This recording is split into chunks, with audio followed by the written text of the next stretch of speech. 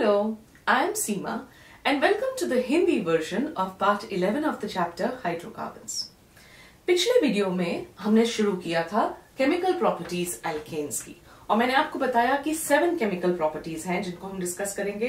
पहला है substitution, combustion, दूसरा तीसरा कंट्रोल्ड ऑक्सीडेशन, चौथा आइसोमेराइजेशन, पांचवा aromatisation, 6th is reaction with steam और 7 है पाइरोलिसिस। पिछले वीडियो में मैंने आपको सब्स्टिट्यूशन कराया जिसमें हमने सब्स्टिट्यूशन उसका हैलोजनेशन किया, नाइट्रेशन किया और सल्फोनेशन किया। इस वीडियो में हम अगली 2 प्रॉपर्टीज करेंगे जो है कंबस्शन और कंट्रोल्ड ऑक्सीडेशन। ठीक है, तो अब हम शुरू करते हैं।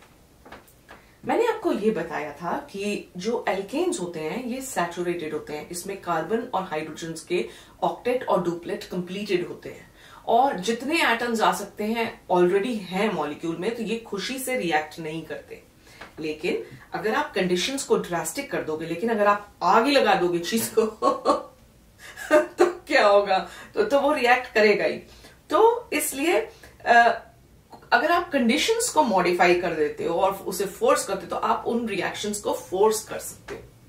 तो पहला जो है वो है कंबस्टन, मतलब आग लगा देना उसे। एल्केन्स जो है इनमें होता क्या है? एल्केन्स तो हाइड्रोकार्बन्स होते हैं, इनमें कार्बन होता है और हाइड्रोजन होता है। जब आप उसे प्रॉपर टेम्परेचर दे दोगे, इग्निशन टेम्परेचर, और फिर उसे ऑक्सीजन खूब सारी दे दोगे तो और फ्लेम स्टार्ट कर दोगे, तो क्या होगा कि जो कार्बन है एल्केन का वो तो कार्बन डाइऑक्साइड बना देगा, जो बॉन्ड्स हैं वो टूट जाएंगे उतनी हीट में, और कार्बन जो है वो कार्बन डाइऑक्साइड बना देगा और जो हाइड्रोजन है वो वाटर बना देगा। तो मॉलिक्यूल जो है वो कंप्लीटली टूट जाता है और टूट के कार्बन डाइऑक्साइड और वाटर बना देता है। इसलिए इनका कंबस्टन पॉसिबल है। तो एल्केन्स को जब हम गर्म करते हैं ऑक्सीजन या एयर की प्रेजेंस में, तो ये कंप्लीटली ऑक्सीडाइज हो जाते हैं कार्बन डाइऑक्साइड और वाटर में। जो कार्बन होता है एल्केन का वो कार्बन डाइऑक्साइड बना देता है और जो हाइड्रोजन होता है एल्केन में वो वाटर बना देता है, और इस रिएक्शन में बहुत सारी हीट निकलती है। अब एग्जाम्पल देखो, ये है मीथेन। मीथेन में कितने कार्बन है? 1 कार्बन है, 4 हाइड्रोजन है। तो ये कितने कार्बन डाइऑक्साइड मॉलिक्यूल बनाएगा और कितने वाटर मॉलिक्यूल्स बनाएगा? 1 कार्बन है तो 1 कार्बन डाइऑक्साइड मॉलिक्यूल बनेगा। तो 1 कार्बन को कितने ऑक्सीजन चाहिए? 2। और 4 हाइड्रोजन है, 1 वाटर मॉलिक्यूल में 2 हाइड्रोजन एटम होते हैं। तो अगर 4 है तो इसका मतलब कितने वाटर मॉलिक्यूल बनेंगे? 2। और 1 वाटर मॉलिक्यूल को कितने ऑक्सीजन चाहिए होता है? 1। तो अगर 2 वाटर मॉलिक्यूल बनेंगे तो कितने ऑक्सीजन चाहिए? 2। दोनों को 1-1 ऑक्सीजन चाहिए।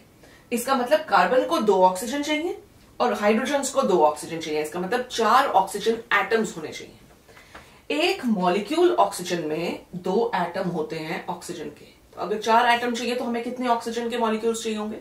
2 मॉलिक्यूल्स। 4 एटम हो गए। ठीक है, तो अब ये जो है कार्बन डाइऑक्साइड बनेगा इससे और वाटर बनेगा, ये तो हमें पता है। लेकिन कितने रेशो?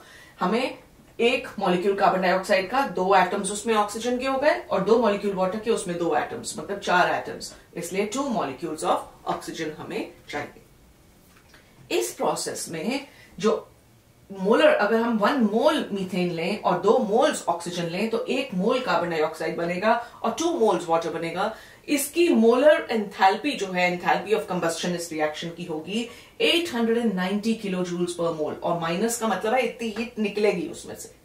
माइनस मतलब कम हो जाना उसमें से। तो इतनी सारी हीट लिबरेट होगी, 890 किलो जूल्स पर मोल 1 मोल मीथेन के बर्न करने पे निकलती है, जो काफी ज्यादा होती है। अब आ जाओ ब्यूटेन पे कि जब हम ब्यूटेन को जलाते हैं तो क्या होगा? ब्यूटेन में 4 एटम होते हैं कार्बन के, ठीक है, और 10 एटम होते हैं हाइड्रोजन के। तो कितने ऑक्सीजन चाहिए होंगे? 4 कार्बन तो बनाएगा 4 कार्बन डाइऑक्साइड, 1 कार्बन डाइऑक्साइड को चाहिए 2 ऑक्सीजन। इसका मतलब कार्बन को कितने ऑक्सीजन चाहिए? 8 ऑक्सीजन। ठीक है, 8 ऑक्सीजन तो कार्बन को चाहिए। हाइड्रोजन 10 है, 10 हाइड्रोजन कितने वाटर मॉलिक्यूल बनाएंगे? 5, क्योंकि 1 वाटर मॉलिक्यूल में 2 हाइड्रोजन होते हैं। तो 5 वाटर मॉलिक्यूल्स बनाएगा तो इसको 5 ऑक्सीजन चाहिए। इसको 8 चाहिए थे, इसको 5, तो 8 + 5 13 एटम्स ऑफ ऑक्सीजन इनको चाहिए। ठीक है, अगर 13 एटम्स ऑफ ऑक्सीजन चाहिए इन्हें, तो आपको ऑक्सीजन के एटम्स 13 तो हो नहीं सकते क्योंकि ऑक्सीजन मॉलिक्यूलर फॉर्म में O2 की फॉर्म में प्रेजेंट होता है, तो एक मॉलिक्यूल में 2 एटम्स होते हैं। तो अगर हमें 13 एटम्स चाहिए तो हमें मॉलिक्यूल्स उससे आधे चाहिए होंगे, तो हम कहेंगे कि 13 divided by 2 molecules of oxygen होने चाहिए। ठीक है, ऑक्सीजन O2 की फॉर्म में होता है, इसलिए हम बोलेंगे 13 मॉलिक्यूल्स, और हम 13/2 एक मॉलिक्यूल, तो 13/2 को आप वो कर नहीं सकते ना रेशियो, तो हम एक्चुअली ये मोलर इक्वेशन होती है कि अगर एक मोल जिसमें एवोगेड्रो नंबर के इक्वल मॉलिक्यूल्स हैं, एक मोल ऑफ मीथेन है, तो आपको 13 divided by 2 moles of oxygen चाहिए होगा। उससे आपको क्या मिलेगा, 4 मोल्स ऑफ कार्बन डाइऑक्साइड बनेगा और 5 मोल्स ऑफ वाटर मॉलिक्यूल्स बनेंगे। और इसकी एंथैल्पी ऑफ कंबस्टन कितनी होगी, अगर एक मोल आप मीथेन जलाते हो तो उसकी एंथैल्पी ऑफ कंबस्टन होगी 2875.84 किलो जूल्स। इतनी एनर्जी एक मोल में निकलेगी, जो काफी ज्यादा है। तो अब हमें पता है कि जो एल्केन्स होते हैं उनको हम एक जनरल फॉर्मूला से रिप्रेजेंट कर सकते हैं, और जनरल फॉर्मूला क्या होता है एल्केन्स का, CnH2n+2। तो एक एक एल्केन का ऐसे अलग अलग इक्वेशन लिखने के बजाय हम एक जनरल इक्वेशन भी लिख सकते हैं, और उस जनरल इक्वेशन में हम क्या करेंगे कि भाई जनरल कंबस्टन इक्वेशन क्या होगी, एल्केन का जनरल फॉर्मूला होता है CnH2n+2। इसको कितने ऑक्सीजन चाहिए होंगे, n number of carbon dioxide बनेंगे, ये तो हमें पता है कि जितने कार्बन है उतने ही कार्बन डाइऑक्साइड बनते हैं। तो अगर n कार्बन है तो n कार्बन डाइऑक्साइड बनेंगे, तो n कार्बन को अगर n नंबर ऑफ कार्बन है तो ऑक्सीजन कितने चाहिए, ट्वाइस n, हर एक कार्बन को 2 ऑक्सीजन चाहिए, तो आपको 2n कार्बन ऑक्सीजन चाहिए। हाइड्रोजन जो है वाटर मॉलिक्यूल बनाता है, 2 हाइड्रोजन मिलके वाटर मॉलिक्यूल एक बनाते हैं, उनको एक मतलब जितने भी हाइड्रोजन है उससे आधे ऑक्सीजन चाहिए होते हैं। यहां पे 10 हाइड्रोजन थे, 5 मॉलिक्यूल वाटर के बनाए, तो उसको 5 एटम्स ऑक्सीजन के चाहिए थे। तो अगर यहां पे H जो है 2n+2 है, तो इससे आधे इनको ऑक्सीजन एटम्स चाहिए। तो 2n का आधा क्या होगा, n, और 2 का आधा क्या होगा, 1। तो इसका मतलब अगर 2n+2 को डिवाइड कर दो 2 से, तो आपको उतने एटम्स हाइड्रोजन के चाहिए, मतलब n+1। ठीक है, 2n को डिवाइड करो 2 से तो हो गया n, और 2 को डिवाइड करो 2 से तो हो गया 1, तो n+1। इसका मतलब आपको 2n ऑक्सीजन एटम्स कार्बन के लिए चाहिए और n+1 ऑक्सीजन एटम्स चाहिए हाइड्रोजन के लिए। तो टोटल कितना हो गया, 3n, 2n plus n will be 3n plus एक जो एक्स्ट्रा इसका, सो 3n+1 ऑक्सीजन आपको एटम्स आपको चाहिए। लेकिन ऑक्सीजन मॉलिक्यूल्स होते हैं, तो उतने मॉलिक्यूल्स, एक मॉलिक्यूल में 2 एटम होते हैं ऑक्सीजन के, तो इसलिए आप क्या करोगे, उसके नंबर ऑफ एटम्स लिख के उसको डिवाइड बाय 2 करके ऑक्सीजन मॉलिक्यूल्स लिख दोगे। एक मॉलिक्यूल में 2 हैं, तो इतने मॉलिक्यूल हमने ले लिए जितने एटम्स चाहिए थे, और उतने मॉलिक्यूल्स में से आधा कर दो मोलर इक्वेशन में। ठीक है, तो उतने एटम्स आपको मिल गए। तो 3n+1 एटम्स जितने चाहिए divided by 2 molecules of oxygen, इससे हमें क्या मिलेगा, n मॉलिक्यूल्स कार्बन डाइऑक्साइड के मिल जाएंगे, और n+1 मॉलिक्यूल्स हमें वाटर के मिल जाएंगे। अब क्योंकि ये रिएक्शंस इतने एक्सोथर्मिक होते हैं, इनमें इतनी ज्यादा हीट निकलती है, इन एल्केन्स को हम फ्यूल्स की तरह यूज करते हैं। तो पेट्रोल जो है, पेट्रोलियम जितने उनको हम फ्यूल्स की तरह क्यों यूज करते हैं, क्योंकि जब इनको जलाओ तो ये कार्बन डाइऑक्साइड और वाटर बनाते हैं, और हर एक मोल जलाने से भी बहुत ज्यादा हीट निकलती है, और यही रीजन है कि इनको फ्यूल्स की तरह यूज किया जाता है। Due to the large amount of heat which that is produced, they are used as fuels. अब क्या होता है कि कई बार अगर ऑक्सीजन काफी ना हो और इसको बर्न कर रहे हो हम, और ऑक्सीजन की सप्लाई कम हो, तो ये जो एल्केन्स हैं ये जब बर्न करते हैं ये इनकम्प्लीट बर्न करते हैं, इनकी टोटल कंबस्टन नहीं होती। कंप्लीट कंबस्टन में क्या होगा, जितना कार्बन है सारे का सारा कार्बन डाइऑक्साइड बना देगा, जितना हाइड्रोजन है सारे का सारा वाटर बना देगा। लेकिन अगर ऑक्सीजन काफी नहीं है तो इसकी कंबस्टन जो है आधी होती है। तो उस केस में क्या होता है कि हमें कार्बन जो है वो ऑक्सीडाइज नहीं होता, हाइड्रोजन हो जाता है। तो हाइड्रोजन तो वाटर बना देता है, लेकिन ये जो कार्बन है ये कार्बन सॉलिड कार्बन बना देता है। ये सॉलिड कार्बन को हम कार्बन ब्लैक बुलाते हैं। इसका नाम होता है कार्बन ब्लैक। और ये कार्बन ब्लैक ब्लैक कलर का होता है, इसलिए इसकी हम इंक बनाते हैं। इसको हम प्रिंटर की इंक में भी इसी कार्बन ब्लैक को यूज करते हैं। काले पिगमेंट्स जो बनते हैं उसको हम, उसके लिए ये कार्बन ब्लैक यूज होता है। और फिल्टर्स में भी ये कार्बन ब्लैक जो है ये यूज होता है। जब भी एल्केन का इनकम्प्लीट कंबस्टन होगा तो आपको कार्बन डाइऑक्साइड ना मिलके कार्बन ब्लैक मिल जाएगा। और इसको भी हम यूज करते हैं कि भाई इनकम्प्लीट कंबस्टन हुआ तो इस कार्बन के भी फायदे हैं कि जानबूझ के इनकम्प्लीट कंबस्टन करो अगर आपको कार्बन ब्लैक चाहिए। ये तो है केमिस्ट्री बुक्स में जो होती हैं इक्वेशंस। तो इसको देख के लगता है कि सब कुछ बहुत टेक्निकल है, इसे रियल जिंदगी के साथ एसोसिएट करो। हमारी कंट्री में पता नहीं सदियों से जो है एक मेकअप का वो कंपोनेंट होता है, आंखों में काजल लगाते हैं, है ना। तो अब तो काजल कमर्शियली अवेलेबल है कि मार्केट में मिल जाता है, आप जाके खरीद लेते हो। जो हमारी दादी और उससे भी पहले के जनरेशन्स थे उन लोगों को ऐसे कमर्शियली काजल नहीं मिलता था, पर वो लोग काजल यूज करते थे, वो अपने आप बनाते थे, वो इसी तरह से बनाते थे। ये जो कार्बन कोक है, कार्बन ब्लैक, वो काजल वही कार्बन ब्लैक होता है, लेकिन फर्क सिर्फ इतना है कि आप पेट्रोलियम नहीं जलाते उसमें, आप उसमें क्या करते हो, देसी घी जो हार्मलेस होता है, वो भी एल्केन्स ही है, देसी घी को लेके उसका एक दिया बना के उसको वो जलाते थे। और जब वो जलाते थे उसको, तो करेंगे क्या, हमने करना क्या है कि उसको इनकम्प्लीट कंबस्शन करने के लिए ऑक्सीजन की सप्लाई कम कर दो। जितने ऑक्सीजन मॉलिक्यूल चाहिए उतने ना होके कम कर दोगे तो क्या होगा, आपने लिमिटेड सप्लाई ऑक्सीजन की देनी। तो वो लोग क्या करते थे कि दिया जलाते थे, उसके ऊपर ना एक बर्तन से उसको ढक देते थे, और वो जो बर्तन होता था उसमें जरा जरा कहीं कहीं होल होते थे, थोड़े थोड़े, इतना नहीं कि आराम से दिया जलता रहे, मजे से उसे ऑक्सीजन मिल रही है, लाइट दे रहा है, ऐसा नहीं होता था। उसको उससे कवर कर देते थे और उसको जब तक वो घी पूरा जल नहीं जाता था उसको हल्की हल्की ऑक्सीजन देते हुए उसको इनकम्प्लीट बर्न करते रहते थे। उससे क्या होता था कि जो कंप्लीट कंबस्टन ना होने से वो जो काला काला धुआं निकलता था, जो सूट बनती थी, जो कार्बन ब्लैक बनती थी, वो उस कवर के ढक्कन के अंदर चिपक जाती थी। तो जब वो पूरा जल गया घी, उसके बाद वो उसको उठाते थे और उसको स्क्रैप ऑफ करके उसके वॉल से उसको निकाल के उसको कलेक्ट कर लेते थे उस कार्बन ब्लैक को, और उस कार्बन ब्लैक को वो काजल की तरह यूज करते थे। तो ये वही कार्बन ब्लैक है जिसको अगर पेट्रोलियम प्रोडक्ट से आप बनाओगे तो उसको आप पेंट्स में यूज करोगे, उसे प्रिंटर इंक में यूज करोगे, उसे इंक बनाओगे उसकी, तो उसे नॉर्मल लाइफ से रिलेट करो तो आपको लगता है कि हाँ ये आइडेंटिफाइबल चीजें हैं। केमिस्ट्री आप ही की लाइफ में आपके आसपास ऑल द टाइम चल रही होती है।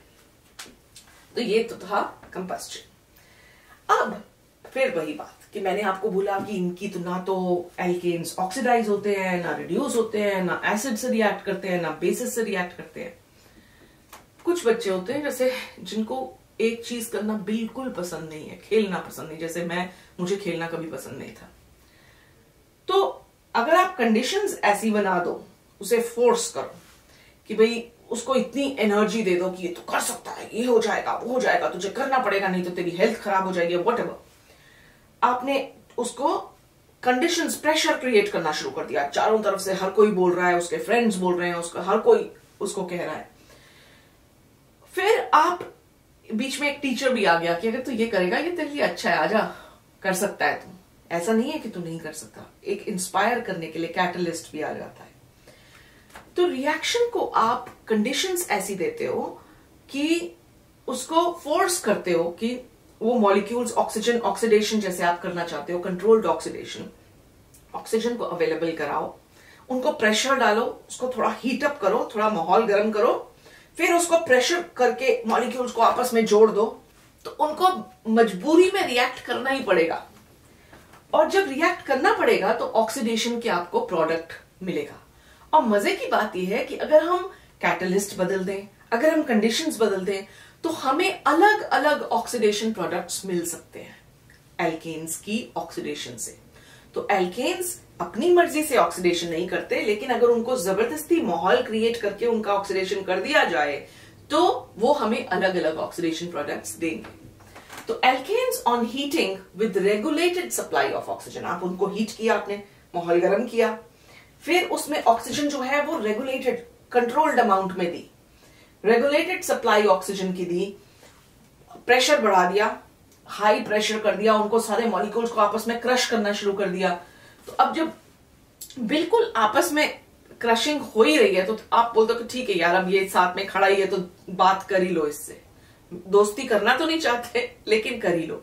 फिर टीचर आया, ये देख यार ये भी अच्छा है, तू भी अच्छा है, आपस में दोस्ती कर लो ना। उसने पकड़ के हाथ में बॉन्ड बना दिया, दोस्ती हो गई, बॉन्ड बन गया, ऑक्सीडेशन हो गई। तो प्रेशर बढ़ा देते हैं, सूटेबल कैटलिस्ट देते हैं, और एक वैरायटी ऐसा करने से हमें अलग अलग तरह के ऑक्सीडेशन प्रोडक्ट्स मिल सकते हैं।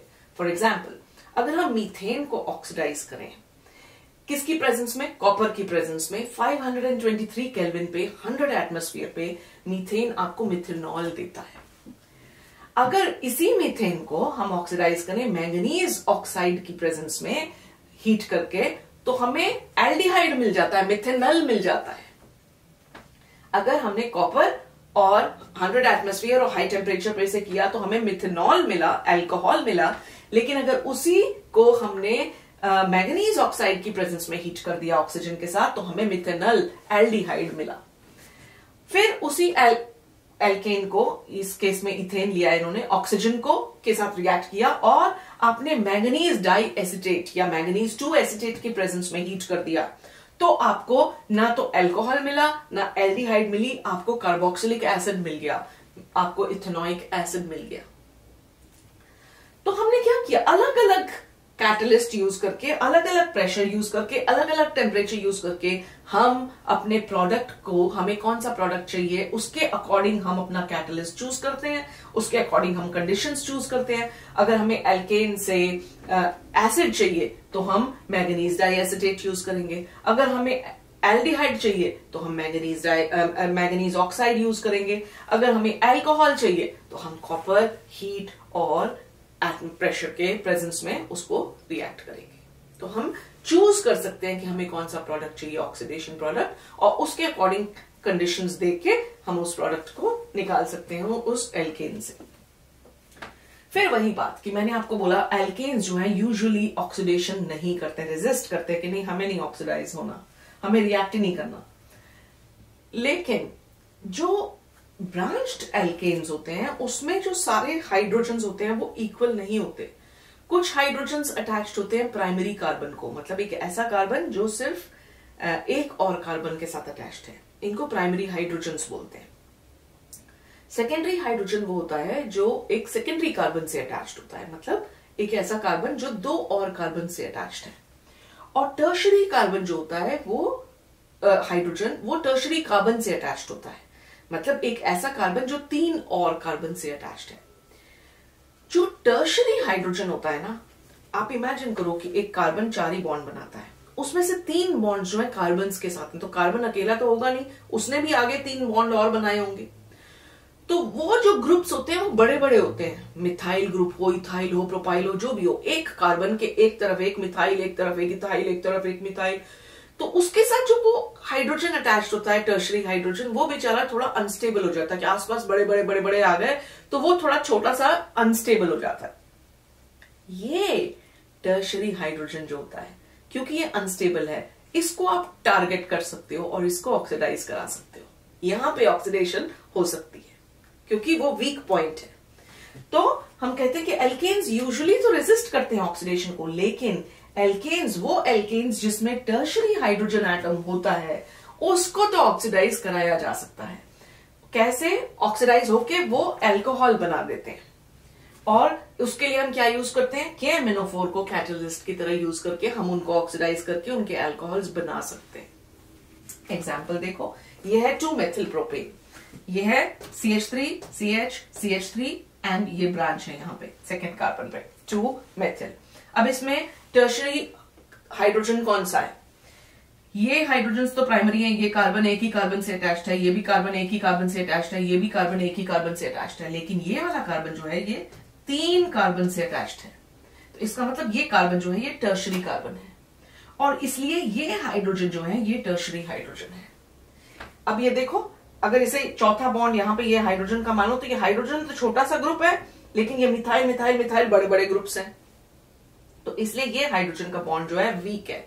जब आप इसे KMnO4 के साथ ऑक्सीडाइज करोगे तो ये हाइड्रोजन जो है ये जाके ऑक्सीजन को यहाँ पे ऐड करके और हाइड्रोजन ऑक्सीजन के पीछे जाके अटैच हो जाएगा और अल्कोहल बना देगा। तो आपको 2 मेथिल प्रोपेन 2 ऑल मिल जाएगा। तो जो टर्शरी हाइड्रोजन्स होते हैं वो ऑक्सीडाइज हो जाते हैं in the presence of KMnO4। इसके लिए भी आपको कैटलिस्ट, खुशी से तो वो नहीं रिएक्ट कर रहा है, इसके लिए भी आपको कैटलिस्ट यूज करना पड़ता है। तो ये था कंबस्शन और कंट्रोल्ड ऑक्सीडेशन। इसी के साथ मैं आज की वीडियो जो है रैप अप करती हूँ। अगर आपको ये यूजफुल लगी तो इसको थम्स अप दीजिए, सब्सक्राइब कीजिए मेरे चैनल को, रेकमेंड कीजिए अपने फ्रेंड्स को और आओ मेरे साथ बार बार केमिस्ट्री पढ़ने के लिए। Thank you for watching. Bye bye for now.